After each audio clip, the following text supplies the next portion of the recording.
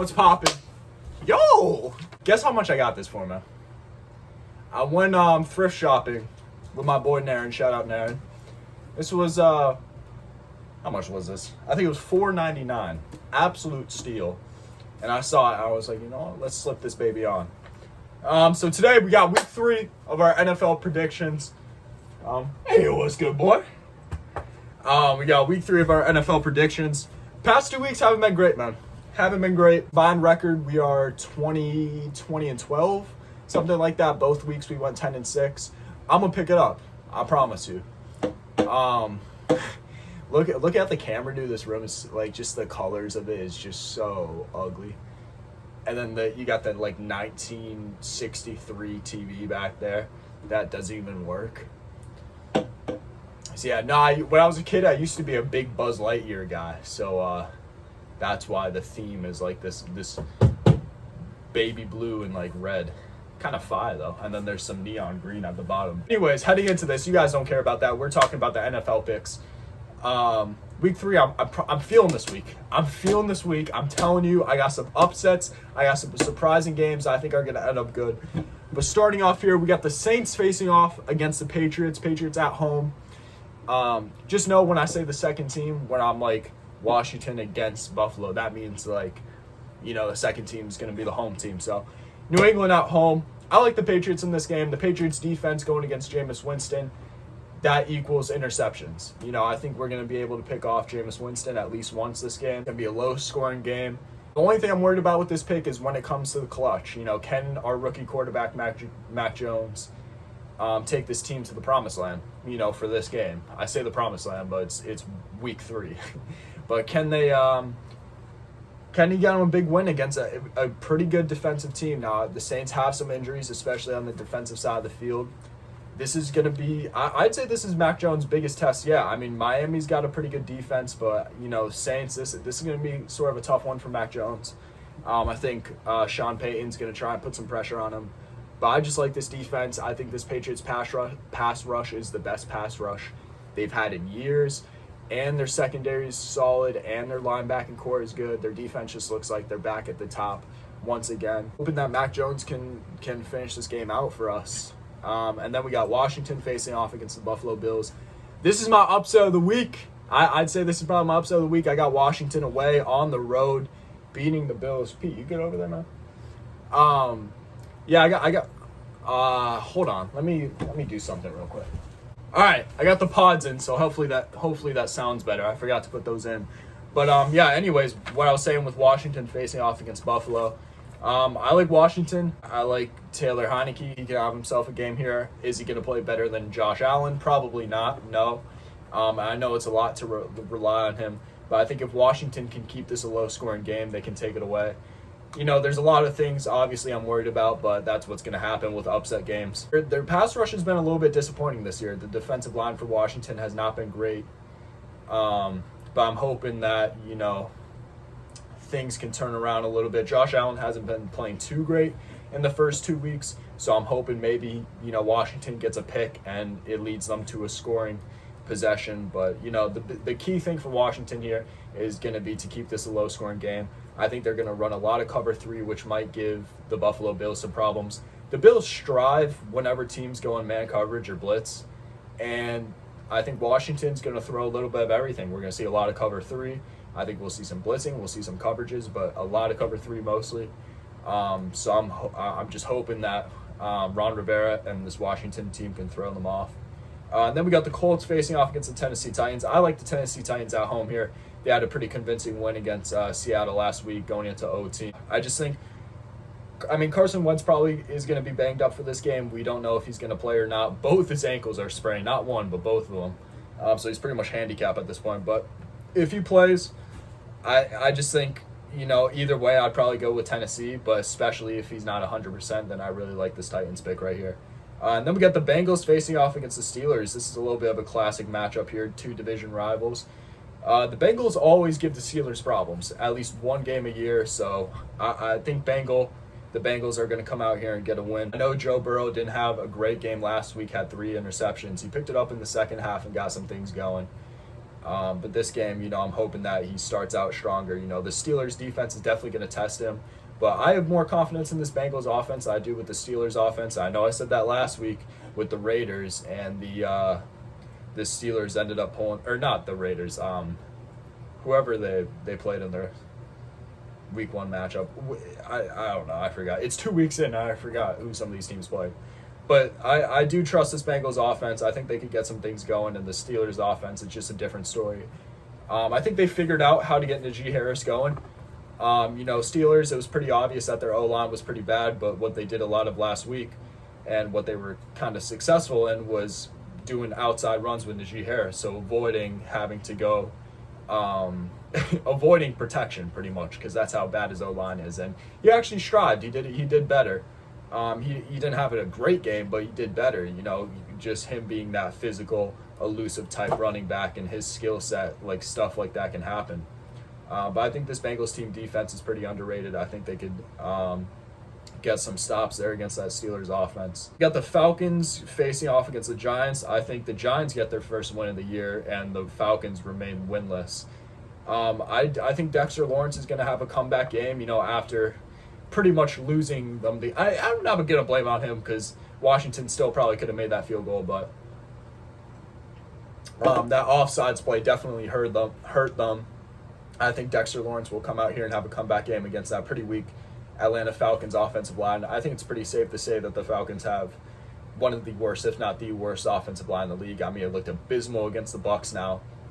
The Bucs do have one of the best, they have the best pass rush in the league, so I know it's pretty hard to judge them off that, but Matt Ryan was getting beat up, that team was getting beat up, and I think Dexter Lawrence and the Giants can do the same now. I know their defense hasn't been too good this year, especially compared to last year. I know their pass rush isn't anything crazy, but Dexter Lawrence, he is a star player, and I do expect him to come out here and put some pressure. And I think Daniel Jones will do just enough to get themselves their first one of the season. And then we got the Chargers facing off against the Chiefs. I got the Chiefs. I just think they're going to be able to put more points up on the board. I know I said that last week against the Ravens, and we saw what happened, but I think it's pretty safe to say that the Ravens are a better team than the Chargers. Anything can happen. The Chargers are definitely a team that could give them some problems. But I think for the Chargers, this is a game that they would win later in the season. So maybe when they play them in that second game of the season, since they're in the same division, then I'd probably go with the Chargers. But for this early on, I just think the Chiefs are more prepared for a game like this, especially at home. That's what I got. And then we got the Cardinals facing off against the Jags. I got the Cardinals. Next game, we got the Ravens facing off against the Detroit Lions. I got the Ravens. Next game, we got the Bears facing off against the Cleveland Browns. I like the Cleveland Browns. I definitely have to think about this game, though. Justin Fields is going to be the starting quarterback for this game, so maybe that could give Cleveland some problems. They haven't looked too great on the defensive side of the football, but I think it'll be enough to give Justin Fields some pressure. It's kind of a rough, debut starting game for Justin Fields to have to go into, but he could play better defenses. So I feel like Justin Fields could definitely have a game, but I just trust Cleveland's run game. I think they're just going to hold the time of possession and do just enough to win. Chicago does have a pretty good. They do stop the run game pretty well. They have recently. But I just think Cleveland, if they have to resort to passing the ball, I have trust in Baker Mayfield to be able to do just enough to get this team to win. The receiving core has looked pretty ugly. Jarvis Landry he seems like he's just not really there. Andrew Schultz, or what's his name, something like that really fast guy. He had a good week 1, but he's one of the guys who isn't going to be the most consistent. So it is a little bit worrisome, seeing this Cleveland receiving core without Odell Beckham. But I definitely expect them to get the win here. And then we got the Jets facing off against the Denver Broncos. In a way, this is going to be a very similar game. We got two teams that are probably not going to score a lot of points, but they got pretty good defenses. I'm going to go with the Denver Broncos here for that reason. I just think if it's a low-scoring, close game, that Denver's going to be able to finish it out. Sort of like the same scenario that I had when they faced the when they faced the Giants. So for this reason, I'm going to go with the Broncos.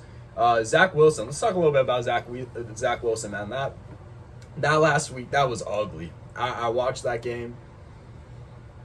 No, I'm not going to blame all 4 interceptions on him, but it wasn't good. It wasn't good. Now, I'm not going to call him a bust. I still think Zach Wilson could come out here and perform. And, it's tough to be a good quarterback for a Jets franchise. Let's be honest. But, yeah, it has looked kind of ugly so far. But I think as the season goes on, we'll start seeing more and more flashes from Zach Wilson. The stat sheet will look better. And this is the game where I just don't think it's going to look better. I think it'll take a few more weeks, especially against, Von Miller in this Denver Broncos defense. Then we got Miami facing off against the Raiders. I like the Raiders for this game. Tua is probably going to be out. The Raiders have just been looking good on both sides of the ball. I really don't. I feel like even if Tua was playing in this game, I probably still would go with the Raiders. I just don't trust the Miami Dolphins offense. They dropped 0 points last week against the Bills. Just a completely ugly game. And going back to that other game when I was talking about Washington and Buffalo, like the main reason I went with Washington, a lot of Buffalo last week I just think was more of Miami being trash than it was the Buffalo Bills being impressive. Like Josh Allen, the Bills were able to drop 35 on Miami and have it be 35-0, but yet Josh Allen didn't even have that great of a game. He didn't have that many yards. He had 2 touchdowns, 1 interception. Miami actually put some pressure on him sometimes. So it's another reason why I want to go with Washington. Look, I'm coming up with all these reasons for the sleeper, man.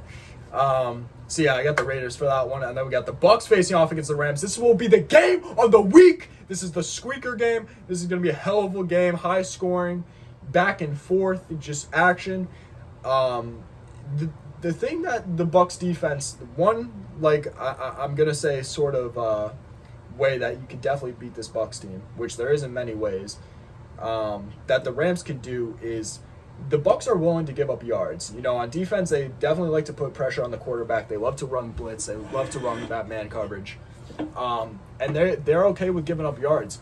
The Rams can do that. They can take deep shots down the field. Cooper Kupp has been going insane. I think Robert Woods is going to get a lot more action in this game than we've seen the past 2 weeks. I think Matt Stafford's going to get the ball down the field. So in that aspect, I do have trust in this Rams offense.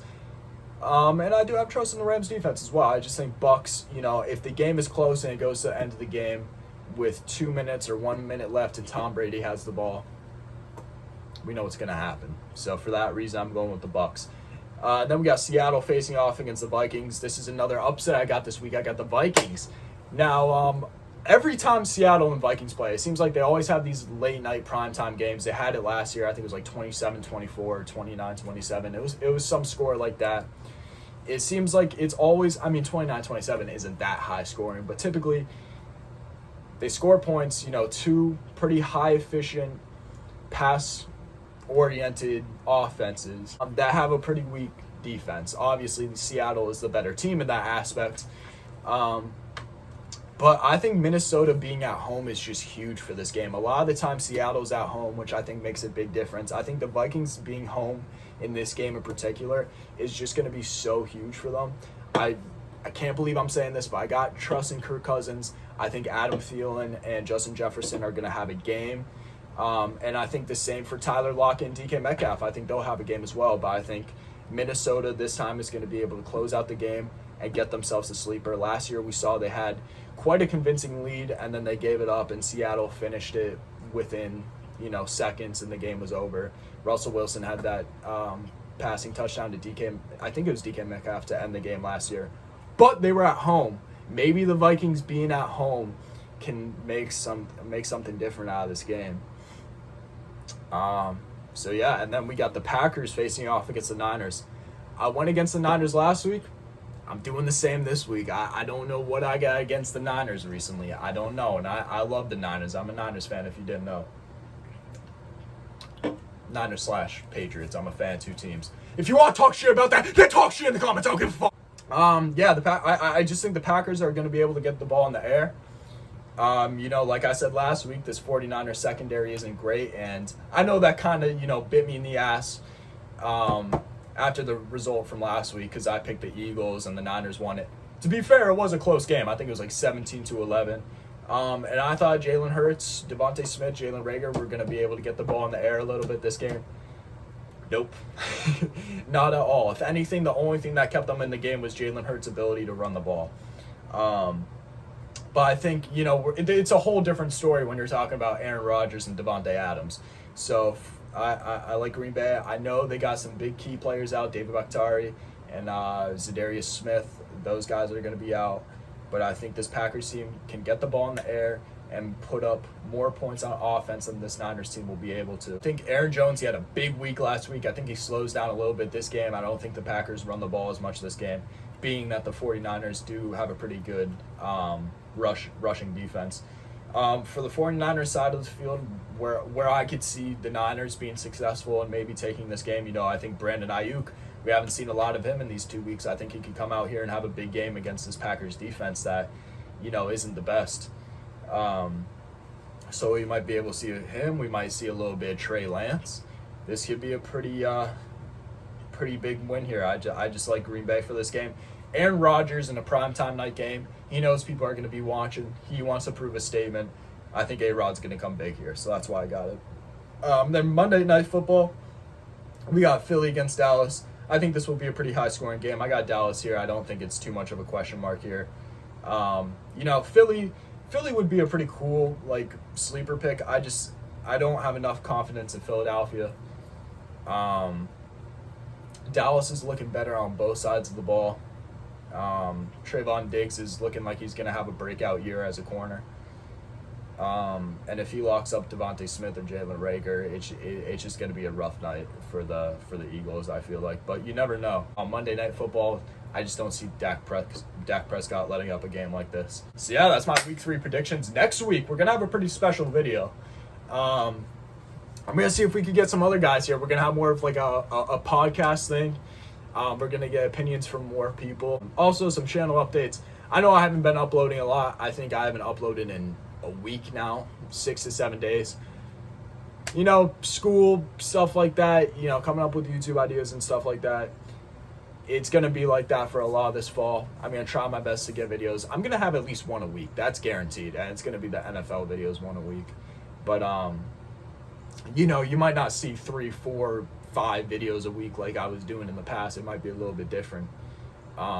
Next year I'm going to go crazy, though. I can't wait till next. Bro, next year this channel is just going to be goated, bro. And then we're going to hit a mill, and then shit's going to be sick. What else was I going to say? The Giants series. I'm a little bit disappointed, man, because I recorded episode 2 and I recorded episode 3, right? But the problem is that there was no episode 1, no lag at all. I was recording no lag, but as soon as you get into the gameplay, it's just laggy. It's not good because I do it off a laptop, just can't handle it very well. So, I really want to keep that series going because I think it could be a great series. But at the same time, I'm not gonna upload shitty content. I'm a real one. I don't want to just put videos up on here just to put videos. I want to put shit that I like and that I know you guys will like. I don't like to waste people's time. A lot of YouTube's fake, but your boy J-Rod's a real one.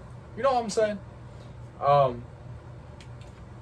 This has kind of been a long Week 3 video, but I also forgot to mention we have an overall record. Actually, I might have said this at the beginning. We got an overall record right now of 20-12.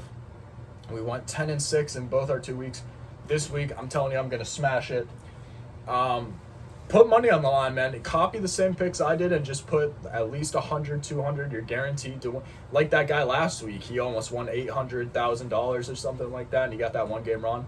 I guarantee you, man, this time you will actually win that $800,000 if you follow these picks. I'm not a financial advisor, but take my advice. Anyways, peace!